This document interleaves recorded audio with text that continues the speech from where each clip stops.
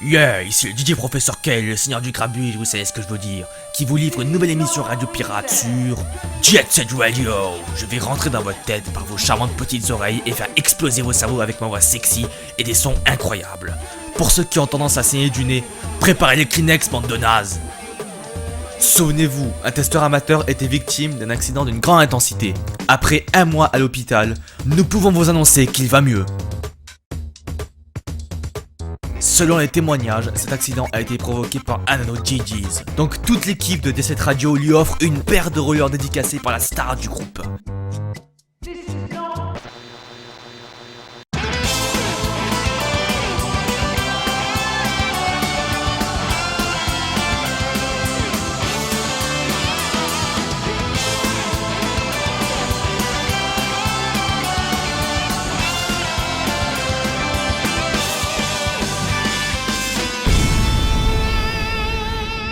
Voilà, cet accident c'est un sacré choc. Heureusement que je peux encore marcher, j'ai eu beaucoup de chance. Bon, SVG numéro 16 sur Jet Set Radio, let's go. Jet Set Radio, ça ne vous dit rien? C'est un jeu de roller sur Dreamcast édité et développé par Sega en 2000. Le but de ce jeu est de défendre votre gang, les GGs, à travers deux maps, Tokyoto et Green City, les répliques de New York et Tokyo, en taguant les murs de graffiti représentant l'ancienne de votre groupe, tout en évitant la police de Rokaku avec notamment leur taré de chef, Onishima. Si le jeu débute dans une map restreinte, tout en progressant, vous aurez une liberté bien plus conséquente, ce qui améliore l'expérience. C'est un des premiers jeux vidéo à intégrer le cel shading, donnant un aspect cartoon au personnage. Côté contrôle, le personnage se prend vraiment très bien en main. Le green sur les murs et les rails sont automatiques ainsi que les figures. Idem pour les tags qui bénéficient de plusieurs formats. Les small où l'on appuie une seule fois sur la gâchette gauche pour les feignasses. Les middle et large qui obligent le joueur à assister à une séquence de QTE avec le stick.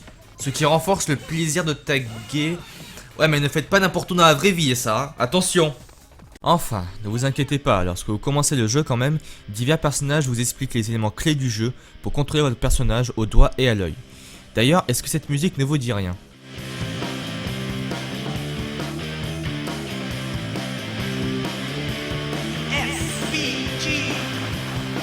Le jeu dispose de 3 environnements, Shibuya-sho, le centre-ville, Kogan-sho, le trou paumé, et Benten-sho, la ville de nuit, sans doute la map la plus colorée du jeu.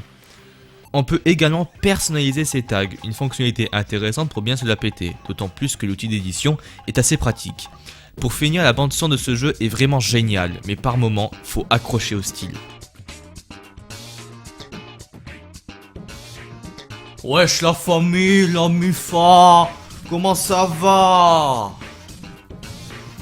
Bref, ce jeu est génial mais bien trop court, il se finit en une journée seulement, et il est un peu répétitif.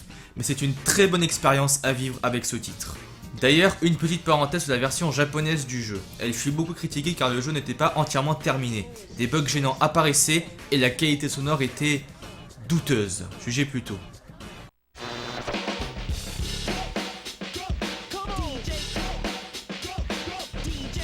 Hey out there, this is Tokyo's very own #1 pirate power station, Jet Set Radio!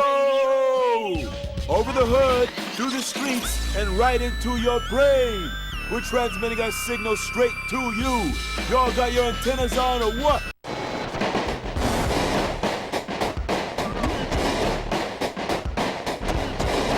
Hey out there, this is Tokyo's very own #1 pirate power station, Jet Set Radio!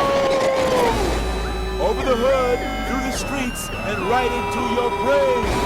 We're transmitting our signal straight to... Heureusement, nous, Européens, nous avons eu la seconde version du jeu. Bref, la suite.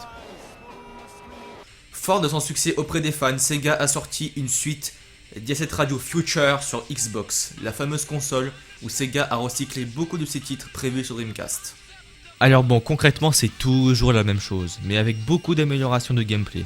Déjà le jeu est plus fluide et un poil plus beau, on peut enchaîner les figures, basculer d'endroit sans quitter le jeu, taguer facilement... Ah là non, ça c'est un peu de la merde. Pour faire court, le jeu semble être destiné à des joueurs ne se cassant pas trop la tête puisqu'il est plus facile que le premier opus. Prenons le système des tags par exemple. Le QTE a été enlevé en lieu et place d'un système où l'on tag au fur et à mesure. Personnellement, j'ai toujours trouvé cela un peu à chier car les rares temps de latence empêchent de faire le tag correctement et ça rend parfois le jeu confus, comme la caméra qui s'envole dans tous les sens par exemple. Bref, à part ça, parlons des réelles nouveautés, comme le boost dash par exemple. Il permet à partir de 10 bombes de peinture d'avoir une accélération fulgurante. Cette fonctionnalité est plutôt intéressante, c'est dommage que ça fait ramer le jeu par contre. Il y a aussi de nouveaux personnages mais tellement rares que ça vaut pas vraiment le coup d'en parler. Les personnages existants ont été légèrement relookés. On aime ou on n'aime pas, à vous de juger. Sinon, s'il y a bien un truc qui est vraiment génial, c'est qu'on peut enfin donner une raclée à ces putains d'agents de Rokaku. Il suffit en fait de leur taguer derrière. Encore une fois, c'est facile, mais cette nouveauté est vraiment la bienvenue. Elle est même déclinée en bataille semi-épique, comme avec les tanks ou un gang de rollers par exemple. Enfin, un dernier détail que je vais pas beaucoup parler, c'est qu'il y a un mode de joueur. Malgré ce rebondissement, Jet Set Radio Future est vraiment un excellent jeu. Il est plus long que le premier, plus complet et moins répétitif. En revanche, l'agent Onishima ici a été remplacé par Hayashi. C'est un taré également. Oui, c'est un homme, moi qui croyais l'inverse. Dans les dernières nouvelles, le premier de cette radio sera réédité en haute définition sur console de maintenant et sur PC. Et c'est assez réjouissant que Sega prête encore attention à leur vieille licence, vu leur situation aujourd'hui. Voilà, c'est ainsi que s'achève le 16e numéro du SVG. Je vous donne rendez-vous dans quelques semaines pour un prochain numéro. Et d'ailleurs, restez connectés, le Game Versus va bientôt pointer le bout de son nez. A plus.